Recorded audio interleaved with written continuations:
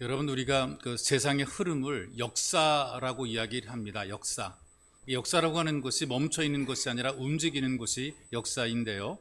하나님께서 역사를 움직이시는 역사의 주인공이 되십니다. 역사를 움직이실 때에 그냥 움직이는 것이 아니라 역사를 움직이는 데 필요한 지렛대가 있습니다. 이 지렛대가 어떤 것인가? 사람이라는 지렛대를 통해서 역사를 만들어 가시죠. 그러니까 역사가 이어져 온 것은 사람을 통해서 역사가 이어져 온 것입니다. 낳고 죽고 낳고 죽고, 그러니까 어떤 나라 어떤 세대가 만들어지고 사라지게 되고 왕국이 있고 없어지게 되고, 이게 전부 다 사람이 하는 일이란 말이죠. 하나님께서는 역사를 움직이실 때에 사람을 통해서 역사를 움직이십니다. 그리고 하나님은 하나님의 일을 하실 때에도 사람을 통해서 하나님의 일을 하신단 말이죠. 우리가 어떤 일을 할 때에 방법을 찾잖아요. 우리는 어떻게 하면 잘 될까, 잘할 수 있을까. 우리 하나님께서는 사람을 찾으십니다. 준비된 사람을 찾으시는 거죠. 그래서 하나님께서는 준비된 사람을 부르셔서 그 사람으로 말미암아 그 사람을 통해서 일을 하시는 겁니다. 교회도 마찬가지인데요. 교회의 주인은 예수 그리스도입니다. 그래서 우리는 예수님을 교회의 머리라고 이렇게 칭합니다. 교회는 예수님께서 언제나 움직여 오셨단 말이죠. 그런데 예수님께서 직접 나타나셔서 직접 이끌어가는 것이 아니라 바로 예수의 마음을 담고 예수를 따르는 사람을 지렛대로 쓰셔서 이 교회를 움직이시고 교회를 인도해 가시는 겁니다. 이 세상이 끝날 때까지 계속해서 변함이 없이 하나님께서는 사람을 통해서 교회를 움직이시고 하나님의 일을 해 나가는 거죠. 이 지렛대가 누구냐? 직분자들, 하나님의 일꾼들, 하나님의 사람들입니다. 그래서 여러분, 우리가 그 교회의 직분을 가지고 교회에서 일한다는 것은 하나님의 지렛대로 쓰임받는 것이기 때문에 굉장히 귀한 것입니다. 그리고 행복한 것이죠. 신앙 공동체 속에서 하나님의 역사를 위해서 움직여주는 쓰임받는 사람이 됐다는 것은 이건 정말 귀한 것입니다. 하나님이 붙잡아 주시고 써주시고 하나님이 사용하시니까 우리가 얼마나 귀한 일을 하고 있는 것입니까? 지금 여러분과 함께 교도관 이 말씀을 보게 되면 사도 바울의 간증이잖아요. 간증이 여러 군데 나오게 되는데 오늘 특별히 어떤 간증을 하고 있느냐 하면 자기의 직분과 연관된 간증을 지금 하고 있는 것을 보게 돼요. 그리고 자기가 받은 직분에 대해서 고백을 하게 됩니다. 두 가지를 언급을 하고 있더라고요. 먼저는 12절에 보니까 나를 능하게 하신 예수 그리스도 우리 주께 감사함은 충성되이 여겨 직분을 맡기셨다. 나를 충성되이 여기셔서 직분을 맡기셨다. 우리 직분을 갖거나 교회 일을 하게 되는 것은 막 쟁취하거나 투쟁해서 얻어지는 것이 아닙니다. 우리의 직분은 명함처럼 간판처럼 포장하는 것이 아니란 말이죠. 우리의 직분은 하나님이 맡겨준 겁니다. 하라고 우리에게 맡겨준 것이란 말이죠. 그래서 바울이 그렇게 고백하잖아요. 내게 맡기심이니, 내 능력으로 내 노력으로 만들어내는 것이 아니고 예수께서 내가 부족함에도 불구하고 내게 맡겨준 것이기 때문에 우리는 이 일을 기쁨으로 감당해야 되는 것이죠. 하나님이 이 일을 위해서, 목적을 위해서 일을 맡겨주었습니다. 그러니 여러분, 우리가 직분을 갖거나 일할 때에, 그리고 직분을 갖고 일하는 다른 사람들을 바라볼 때에 왜 그렇게 일하느냐 이렇게 말하면 안 되고요. 왜 나만 이런 일을 하느냐, 좋으니 나쁘니 궁시렁대서도 안 되고요. 내게 이런 일을 맡겨주는 것은 바로 주님이 있습니다. 얼마나 감격스럽습니까? 왜 나만 이런 고생을 해야 됩니까? 그게 아니고요. 우리에게 맡겨준 것이니 우리는 감사한 것이죠. 여러분, 우리가 하나님을 할 때에 쟁취하려고 애쓸 필요가 전혀 없습니다. 왜 나를 몰라주냐고 상처받을 이유도 없고요. 저 사람보다 내가 더 잘하는데 왜 날 안 시키는가 라고 오해할 이유도 전혀 없단 말이죠. 우리가 직분에 대해서 맡겨준 것이기 때문에, 조건이 아니기 때문에, 그냥 은혜를 덮는 것이기 때문에 저 감사할 것밖에 없어요. 왜냐하면 자격이 있어 맡겨준 것이 아니란 말이죠. 조건이 좋아서 맡겨준 것이 아니기 때문에 그렇습니다. 근데 바울은 어떤 고백을 합니까? 오전에서 우리 김경중 선교사님 얘기했던 것처럼 바울은 자기의 존재를 밝히면서 15절에 죄인 중에 괴수라는 고백을 하고 있어요. 13절에 내가 전에는 회방자고 핍박자고 포행자였다라고 고백을 하고 있다는 말이죠. 겸손해서 그런 게 아니고 원래 진짜 그랬어요. 사도 바울이 겸손해서 내가 죄인 중에 괴수입니다라고 말하는 것이 아니고 실제로 그는 죄인 중에 괴수의 역할을 했기 때문에 그렇단 말이죠. 우리가 성경 읽다가 사도행전 읽어보게 되면 8장쯤에 들어가 보게 되면 이 사울이라는 인물이 등장하게 됩니다. 이 사도 바울이죠. 근데 거기에 첫 번째 이렇게 얘기를 합니다. 사울이 그의 죽임 당함을 마땅히 여기더라 이렇게 얘기를 하고 있어요. 여기 여기서 말하는 그의 죽임 당함을 이렇게 했는데 그의 죽임이 누구를 말하는 거 아니 바로 스데반을 의미하고 있단 말이죠. 이 스데반은 예수님의 충성된 일꾼입니다. 예수님을 전한다는 이유 때문에 유대인들에 의해서 돌에 맞아 순교를 하게 돼요. 근데 돌에 맞아 순교하게 될 때에 스데반을 죽이는 일에 주도적인 역할을 감당했던 사람이 바로 사울입니다. 그럼 잘 죽었다라고 이렇게 생각했던 사람이 바로 사도 바울이란 말이죠. 그리고 사도행전 9장 1절 2절에 이렇게 얘기를 합니다. 사울이 주의 제자들에 대하여 여전히 유업과 살기가 등등하여, 살기가 등등했다. 저는 눈에 걸리기만, 나한테 걸리기만 해봐라. 내가 그냥 가만히 안 내버려둔다. 눈에 불을 켜고 있다는 얘기죠. 나한테 잡히기만 해봐. 넌 죽었어 이거예요. 그런 마음을 가지고 유업과 살기가 등등하여 대제사장에게 가서 다메섹 여러 회당에 갈 공문을 청하니 이는 만일 그 도를 예수를 쫓는 사람을 만나면 물론 남녀하고 남자든 여자든 어른이든 아이든 다 결박해서 예루살렘으로 잡아오겠다. 이것이 바로 사도 바울이 갖고 있던 마음인 거죠. 살기 등등했다. 너 걸리기만 하면 내가 가만 안 내버려 둔다. 그래서 이렇게 예수 믿는 사람을 잡아 가두고 그리고 끌어올려는 일에 앞장섰던 사람이란 말이에요. 이런 자기한테 직분을 맡겨준 것은 이것은 정말 자격 때문에 준 것이 아니란 얘기. 이런 나한테 예수 믿는 사람 죽이려고 했던 이런 나한테 직분을 주었다. 이건 너무나 감사하고 감동적이다. 그것도 충성되게 여기셔서 직분을 맡겨주었다. 그래서 내가 직분을 받은 것은 다른 것이 아니고 오로지 은혜이다. 은혜이다. 이 말을 통해 우리가 동일한 그 마음으로 우리가 직분을 받아들여야 된다라고 생각이 되는데 직분자의 자세 또는 예수 믿는 예수 가족의 자세가 어떠해야 되는가 이걸 우리에게 가르쳐주고 있다는 말이 있어. 바울은 지금 자기가 맡은 직분에 대해서 이해를 분명히 하고 있어요.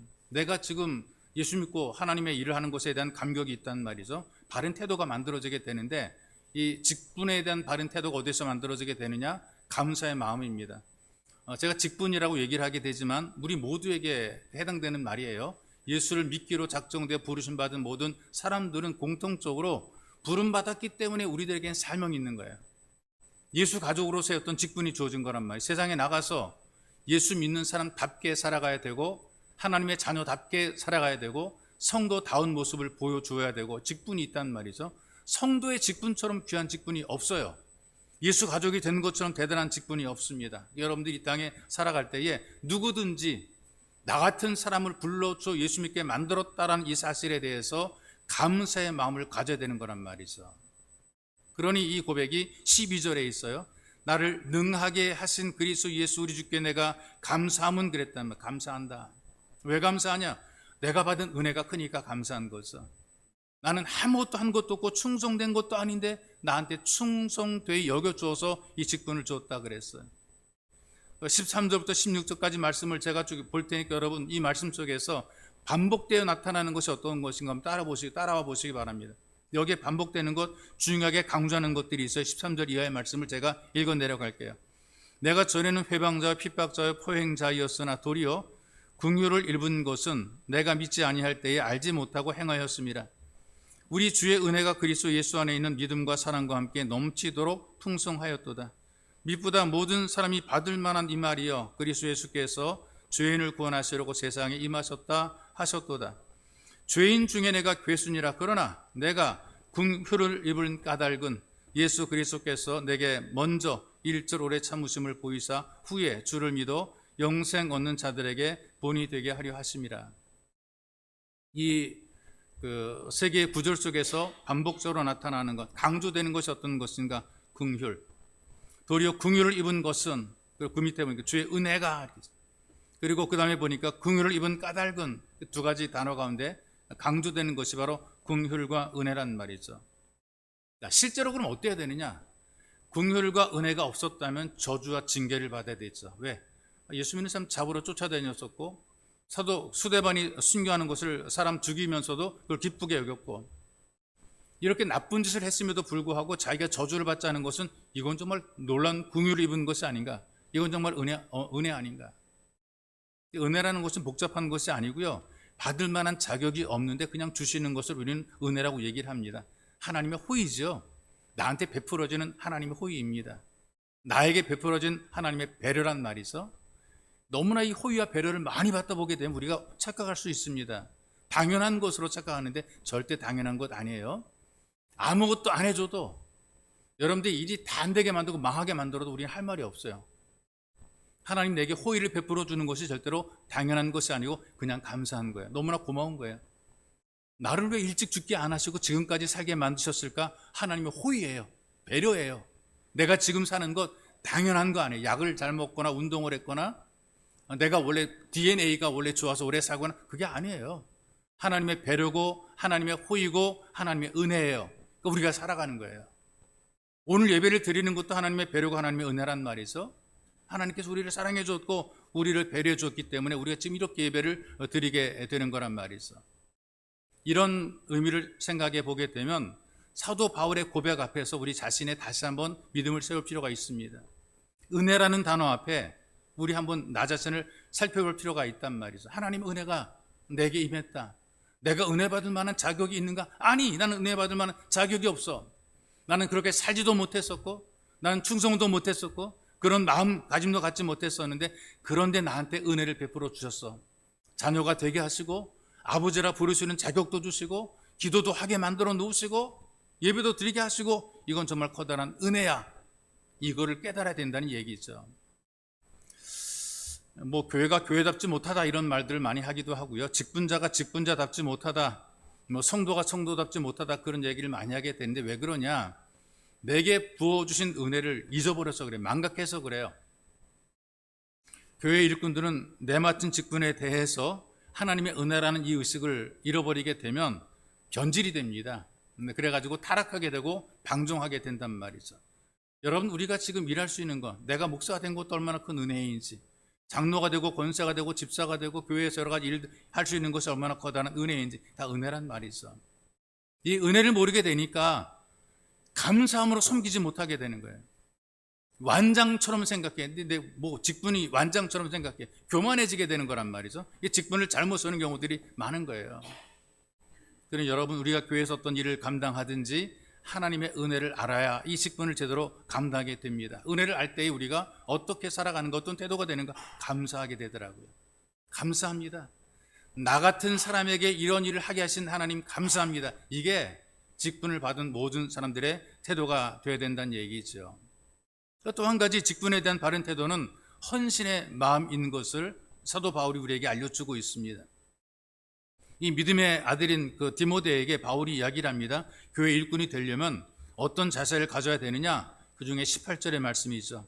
아들 디모데야, 내가 내게 이 경계로서 명하노니 전에 너를 지도한 예언을 따라 그곳으로 선한 싸움을 싸우며 그렇게 얘기를 했단 말이죠. 선한 싸움을 싸우라. 종종 이 바울이 어떤 메시지를 선포할 때에 그들 그 시대의 그 문화에 익숙한 단어를 쓰고 있습니다. 그때는 전투를 많이 했단 말이죠. 싸움을 싸우라. 이게 전투적인 용어란 말이죠.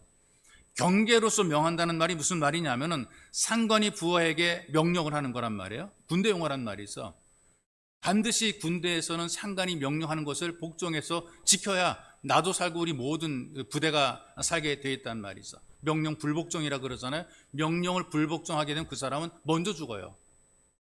명령을 할 때 그 명령을 지켜야, 순종해야, 복종해야 나도 살고 내와 함께했던 주변의 사람이 같이 사는 거예요. 그런데 지금 명령을 하고 있단 말이죠. 상관이 부하에게 명령하는 것입니다. 이 경계로서 명하노니 이거 꼭 지켜야 된다. 뭘 해야 되느냐? 선한 싸움을 싸우라. 내가 갖고 있는 내 삶을 최선을 다해서 지켜내라, 그런 의미가 있고요. 지금 디모데에게 예수님을 향해서 내 목숨을 다해서 헌신하라는 이 헌신에 대한 강조를 지금 하고 있는 것을 보게 돼요. 그런데 헌신도 헌신 나름이죠. 목숨을 바치되 아무에게나 목숨을 바치지 말라 그 말입니다. 의미 있고 가치 있게 목숨을 바치라 그 말입니다. 시간을 써도 제대로 쓰라 그 말입니다. 돈을 써도 좀 제대로 쓰라 그 말이죠. 의미 있게 가치 있게 보람 있게 쓸 수 있는 그런 삶이 이게 진짜 참된 헌신이 되는 거라 그 말이에요. 또 어떻게 헌신하는 것이 바른 헌신이냐? 이 바울이 이렇게 얘기를 합니다. 전에 너를 지도한 예언을 따라, 이렇게 예언을 따라. 예언이라는 말씀이 하나님의 말씀을 말하는데요. 바울이 디모데가 이미 이전에 바울에게 배웠던 하나님 말씀이 있습니다. 이 말씀을 따라서 헌신하라고 가르쳐주고 있어요. 네가 하고 싶은 대로 막 하지 말고 하나님 말씀대로 하는 거, 이게 진짜 헌신이라는 거예요. 여러분, 교회 헌신하거나 하나님의 진짜 일꾼이 되려면 먼저 하나님의 말씀을 배우는 것부터 시작을 해야 됩니다. 하나님 말씀의 뜻을 알지 못하고서는 헌신이 제대로 안 되는 거예요. 왜? 교회가 하나님 말씀이 기준이 되고 하나님 말씀을 따라서 움직여야 되는 것이지 여러분들 경험에 의해서 하는 것이 아니란 말이에요. 하나님 말씀을 듣지 않고 배우지 않게 되면 기준이 없는 열심이 되는 거예요. 내 마음대로 해버리는 거예요. 나는 잘했다라고 생각하는데 하나님께서는 난 너 모른다 이렇게 일한단 말이죠. 여러분 우리가 하나님 앞에 그 온전한 예배자가 되어야 되는 이유가 바로 여기에 있습니다. 반복된 예배를 드리고 반복된 말씀을 들을 이유가 바로 여기에 있단 말이죠. 말씀을 자꾸 들음으로 우리 믿음이 생겨나게 되고 믿음이 생겨남으로 우리가 주의 말씀에 기꺼이 순종하게 되는 거예요. 이렇게 안 하면 어떻게 되느냐? 자기 생각대로 세상의 마인드, 세상의 생각으로 일하게 되어 있습니다. 사업하는 사람은 사업적인 마인드로 교회를 하려고 그래요. 이익을 계산하고 손익을 따지면서 일하려고 그래요. 또 어떤 사람은 재산을 자꾸 늘리는 것, 내 재산 넓히는 것처럼 사업하는 사람이 넓히잖아요. 장사하는 사람들이 자기 사업을 넓히는 것처럼 그런 식으로 교회를 하려는 사람들이 꽤 많이 있단 말이죠. 그러니까 계산적인 순종을 하고 있습니다. 어떤 분들은 이렇게 순종한단 말이죠. 나는 손해 안 보고 다른 사람들의 헌신으로 내가 유익을 얻는 방법을 자꾸 만들어내는 거란 말이에요. 세상에서 하는 말로 이런 말입니다. 아, 쟤는 손 안 대고 코 풀라 그래? 이렇게 머리를 쓰고 살아가는 사람이 있게 되는 것이죠. 이것도 헌신이라고 생각하는 겁니다. 뭔가 일을 만들어내서 자기는 말만 계속해야 되고 남들 일하게 하고 자기는 빠져나가는 그런 사람이 있단 말이죠. 여러분 교회에는요 공동체 원리 가운데 동일체 원리가 있습니다. 이를테면 이런 거예요. 교회 노회 총회는 같은 제도와 같은 내용으로 결의를 공유를 한다 그 말이 있어요. 이를테면 우리 교회에서 어떤 일을 결의하게 되면 결의한 것이 노회와 총회에서도 다 인정받고 유효하게 된다 그 말입니다. 그 총회에서 또 결정 내린 이것은 노회 그다음에 노회를 통해서 교회에 다 받아들여지게 되고 동일하게 적용이 되는 것이란 말이에요. 그렇기 때문에 교회 공동체에서 문제가 발생하는 것은요 어떤 열심히 없는 사람 때문에 교회가 시끄러워지는 예는 거의 없습니다. 문제가 어디서 발생되는가? 열심히 있는 사람 때문에 문제가 발생하는 경우들이 있습니다. 그러니까 어떤 열심이냐? 말씀대로가 아니라 자기 소욕대로 하려고 하다가 문제가 발생하게 되는 거란 말이에요. 그러니까 여러분 내가 원하는 대로 하려고 하다 부딪힘이 많아지게 되기 때문에 모든 교회 직분자들과 일꾼들과 예수 가족들은 하나님 말씀을 배우는 일에 예배자가 되는 일에 최선을 다해야 되는 것입니다. 그리고 하나님 말씀 앞에 나를 내려놓아야 되는 거예요. 이걸 우리는 다른 말로 겸손이라고 얘기를 하는 것이죠. 하나님께서 말씀했으면 내가 하고 싶어도 안 하는 것입니다. 하나님께서 말씀했으면 내가 하기 싫어도 하는 겁니다. 이걸 우리는 겸손 또는 순종이라고 얘기를 하는 거란 말이에요. 여러분 우리가 인생을 살면서 좀 목숨을 걸 만한 뭐가 좀 있어야 되지 않겠습니까? 난 이거에 내 목숨 걸었어. 이게 충성이고 이게 헌신인데요. 하나님 말씀에 목숨을 거는 겁니다. 아, 주께서 말씀했으니 걸지 뭐까지 거 내 목 걸었어. 딴 데는 목 잘 걸더라고요. 근데 말씀에 목을 거는 게 이게 진짜 참된 신앙이 되고 참된 믿음이 되는 거란 말이죠. 그러면 서로가 말씀 앞에 생명을 걸 정도로 헌신하게 되면 교회가 평안한 가운데 든든하게 세워지게 되어 있습니다. 기꺼이 우리가 바울이 헌신했던 것처럼 말씀을 따라 기꺼이 헌신할 필요가 있다는 얘기예요. 그리고 또 직분에 대한 바른 태도가 어떤 것인가? 조화로운 마음, 조화 균형을 이루는 것인데 19절의 말씀 한번 보십시다. 믿음과 착한 양심을 가져라. 어떤 이들은 양심을 버렸고 그 믿음에 관하여는 파선하였느니라. 믿음과 착한 양심이 두 가지를 지금 같이 놓고 보고 있단 말이죠. 믿음이라고 하는 것은 영성입니다. 착한 양심은 인성입니다. 직분자는 영성과 인성이 조화와 균형을 이루어야 되는 거란 말이죠. 이 모든 직분자는 믿음으로 일하는 사람들이거든요. 믿음이 없이는 하나님을 기쁘시게 못하는 것이죠. 그리고 모든 교회 일들에는 믿음을 요구하고 있어요. 기도하는 것도 믿음으로 기도해야 됩니다. 일하는 것도 믿음으로 일해야 됩니다. 내가 사는 것도 믿음으로 살아가야 됩니다. 모든 걸 믿음으로 하는데 이 믿음에 더 중요한 것 가운데 하나가 뭐냐 하면 바로 양심입니다. 하나님 앞에 서는 사람들, 예수 가족들은 전부 다 착한 양심을 가진 사람이어야 된다는 말이죠. 양심이 어떤 것인가? 같이 안다, 같이 함께 안다, 그런 의미가 있어요. 우리 모두가 다 볼 때 이거 같이 똑같은 공감하는 그런 마음이거든요. 누가 특별한 것이 아니라 누가 봐도 이거는 옳아, 누가 봐도 이건 틀려, 이게 양심이라 그 말이죠. 그래서 일반적이고 도덕적인 자각하는, 다 똑같이 이건 나쁜 거야, 이건 선한 거야, 이걸 느끼는 그런 느낌들, 이게 양심이란 말이죠. 본능적으로 알고 있어요. 이게 옳다, 그르다, 본능적으로 안다면 어린 아이들도 알아요. 뭔가 잘못 저질러 놓게 되면 애들이 눈치를 봐, 부모 눈치를 보게 돼요. 잘 놀다가 입 딱 다물고 눈치를 보게 돼요. 그리고 뭔가 사건을 저지르잖아요. 뭐 깨트린다거나 뭐 문제를 일으키면 애들이 굉장히 부모에 대해서 경계하는 모습을 보게 돼요. 가까이 가지 못하는 모습을 보게 됩니다. 거짓말할 때 애들이 눈동자가 많이 흔들리거든요. 꼬마들도 거짓말 잘하거든요. 네가 먹었지? 아니. 제가 먹어놓고도 아니. 애기들이 그런다니까요. 네가 그랬지? 아니. 제가 지동생 가리키고 이런단 말이에요. 아기들도 자기가 책임지는 걸 두려고 자기 문제를 남에게 미루려고 하는 그런 모습을 보게 되죠. 이 우리의 양심이 자기에게 있어서 이렇게 나쁜 짓을 할 때는 자기가 두려운 거예요. 자기가 겁나고 뭔가 느끼는 게 있단 말이죠. 그래서 이렇게 나쁜 짓을 저지르게 되면 불편하고 불안하게 돼 있거든요. 근데 이게 너무나 자주 반복이 되다 보게 되면은 양심이 마비가 되는 겁니다. 마비된 양심이 있단 말이죠. 성경에 보게 되니까 바울이 마비된 양심을 가리켜서 양심에 화인 맞았다 이렇게 표현하고 있어요. 디모데전서 4장 2절에 보게 되니까 자기 양심이 화인 맞아서 외식함으로 거짓말하는 자들이라. 양심에 화인을 맞게 되니까 겉과 속이 다른 모습을 보이게 돼요. 안팎이 다른 모습을 보이게 돼요. 가면을 쓰고 포장을 많이 하게 됩니다. 거짓말. 뭐 거리낌 없이 막 거짓말해요. 죄를 범하고도 당연하게 생각하고 부끄러운 것도 모릅니다. 얼마나 뻔뻔한지 모릅니다.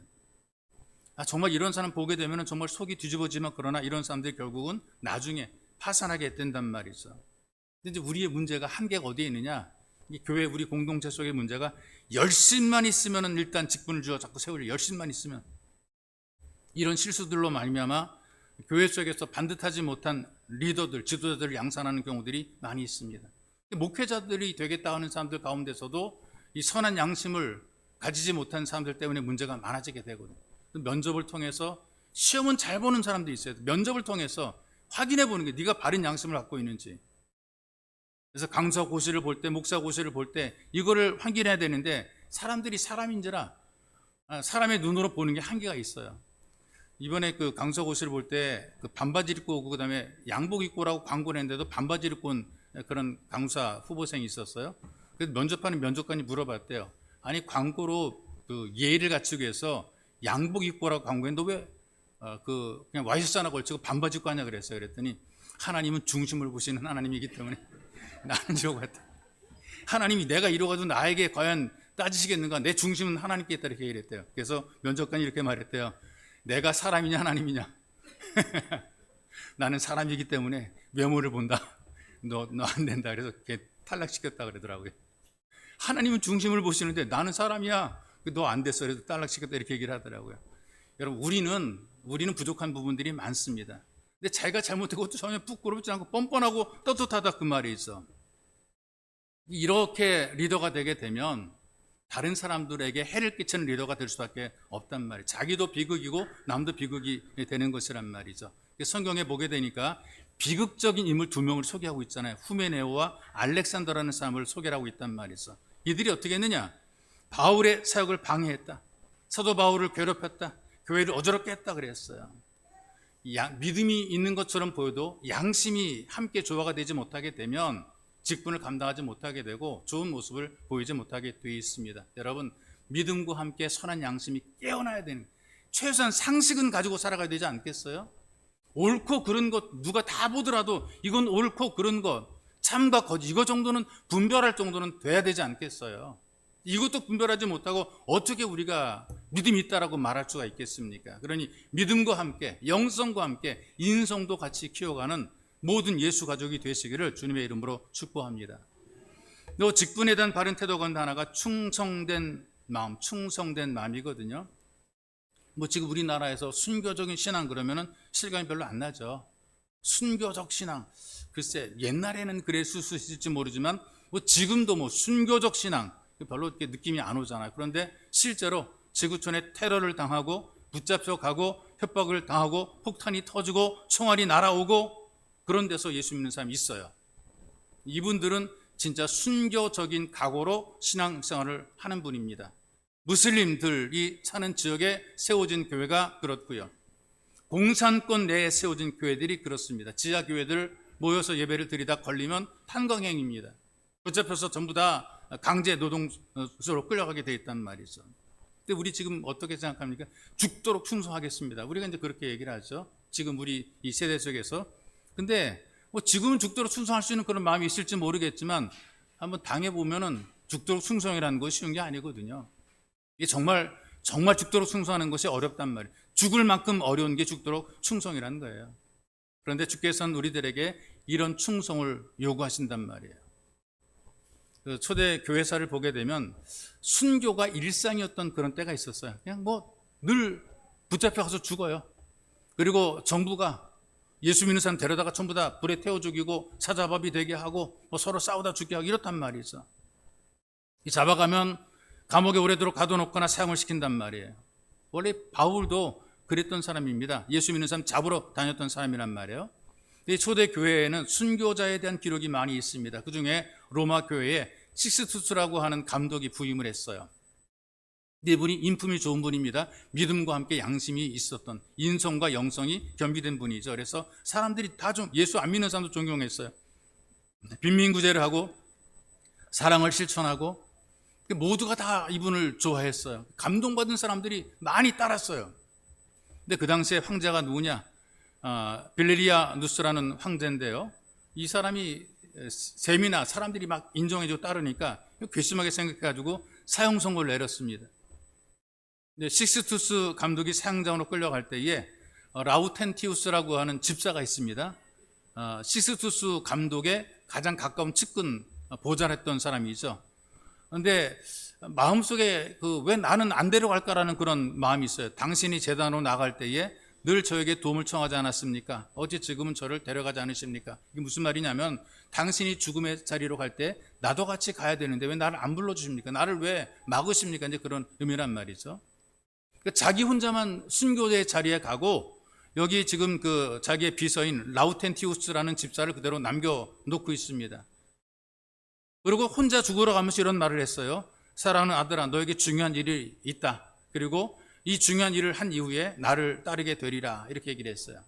이게 어떤 내용이냐면 이런 내용입니다. 이 라우텐티우스 집사가 감독의 그 식스투스 감독의 그 지도 아래서 수석 집사로 직분을 감당하는데요. 근데 로마 교회는 굉장히 재산이 많아서 이 거액의 재산을 관리했습니다. 그러니까 사람들이 유산을 전부 다 교회로 이제 주고 그 생명을 거두거나 또 아니면은 교회에 많이 헌납을 했기 때문에 교회가 많은 재산을 가지고 있었단 말이죠. 그런데 이 교회 재산에 눈독을 들이는 게 정부입니다. 로마의 시장이 이 교회 재산에 눈독을 들이고 있었습니다. 저걸 몰수해서 내 것으로 만들어야 되겠다. 그래가지고 상납하도록 명령을 내렸습니다. 교회 재산을 전부 다 상납을 해라. 로마 시에 상납해라 그랬어요. 그러니까 라우텐티우스 집사가 알았다고, 내 재산을 정리하겠다고, 좀 기일 연계해달라. 팔 거 팔고 정리할 거 정리해야 되니까 좀 연장해달라 그렇게 허락을 받았습니다. 그래서 일단 교회당의 모든 헌물된 보물들을 싹 다 팔았습니다. 교회에 의존하고 있던 수천 명의 백성들에게 다 나눠줬어요. 그들을 다 교회당으로 불러 모았습니다. 약속한 날이 되게 되었을 때 시장이 교회당으로 올라왔어요. 그리고 가장 깊은 관심이 어떤 것인가? 보물입니다. 보물 내놔라. 빨리 예배실의 문을 열어라 그랬어요. 그때 라우텐티우스 집사가 예배실의 문을 활짝 열었습니다. 거기에 가보니까 거기에는 소경, 벙어리, 거린, 병자, 서른발이, 고아, 과부 모든 빈밀들이 거기 다 모여 있습니다. 이 집사님이 그들을 가리키면서 교회의 보물은 바로 여기에 다 있습니다. 다 나눠줬거든요. 그러니까 이 로마의 시장이 분노해가지고 이 집사에게 사형 선고를 내렸고 그 집사 라우텐티우스 집사는 기쁨으로 순교했다는 그런 기록이 남아 있습니다. 여러분, 우리가 이 땅에 살아가면서 나 같은 사람을 충성되게 여겨서서 내게 직분을 주고 예수 믿게 만들고 하나님 아버지라 부르게 만드신 것, 이 귀한 복을 누린 것을 우리가 안다면 우리는 정말 충성스러운 종이 되어야 됩니다. 우리가 누구길래 감히 하나님께 아버지라 부를 수가 있어요? 우리가 그럴 만한 자격이 있을까요? 근데 우리는 얼마나 당당하게 하나님께 아버지라 부릅니까?